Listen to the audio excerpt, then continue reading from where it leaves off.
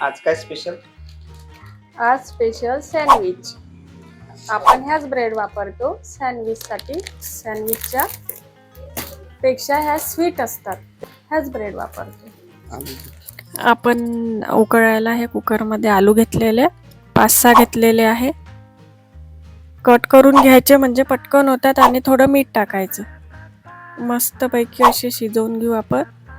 ते झाले आपले उकळलेले बटाटे तयार झालेले आणि आपण आता हे चटणी करून घेऊया.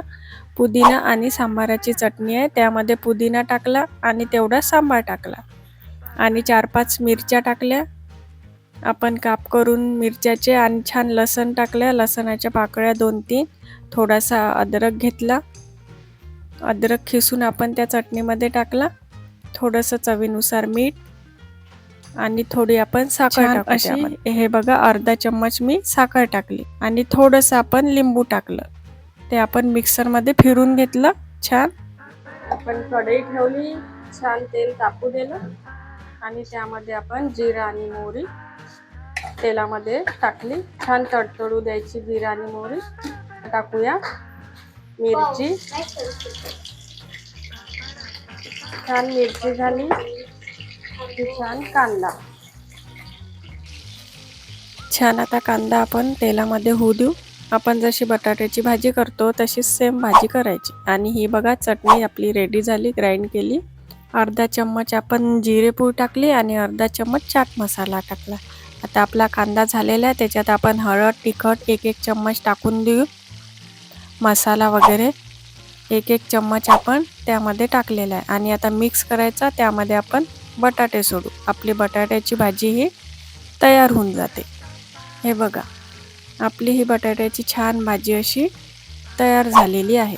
त्यामध्ये मी थोडं मीठ टाकलं अर्धा चम्मच आणि कोथिंबीर बारीक करून आपण त्यामध्ये टाकली आणि ही थंड करायला आपण भाजी ठेवली. छान हे पुदिन्याची चटणी लावून दिली एकाला ब्रेडला आणि एका साईडने आपण एका ब्रेडला सॉस लावला आणि चटणीच्या साईडने छान बटाट्याची भाजी आपण ब्रेडला लावून घ्यायची आणि जी आपण चटणी लावली ते त्यावर ठेवायची. छान दाबून घ्यायची, प्रेस करायची आणि एका पॅन ठेवायचा. त्यामध्ये छान आपण खरपूस असं भाजून घेऊया सँडविचला. मी तेलामध्ये छान भाजून घेतलेले आहे. तुम्ही बटरमध्ये घेतले तरी पण चालेल. बटरमध्ये अजून छान लागते. आता खरपूस झाल्या की आपण एका प्लेटमध्ये घेऊन छान कट केल्या आणि त्यावर छान टोमॅटो सॉस टाकायचा आणि शेवनी डेकोरेशन करायचं. आपले हे सँडविच रेडी झालेत खायसाठी. लाईक करा, शेअर करा आणि कमेंटमध्ये सांगायला प्लीज विसरू नका. आणि फॉलो करा. थँक्यू.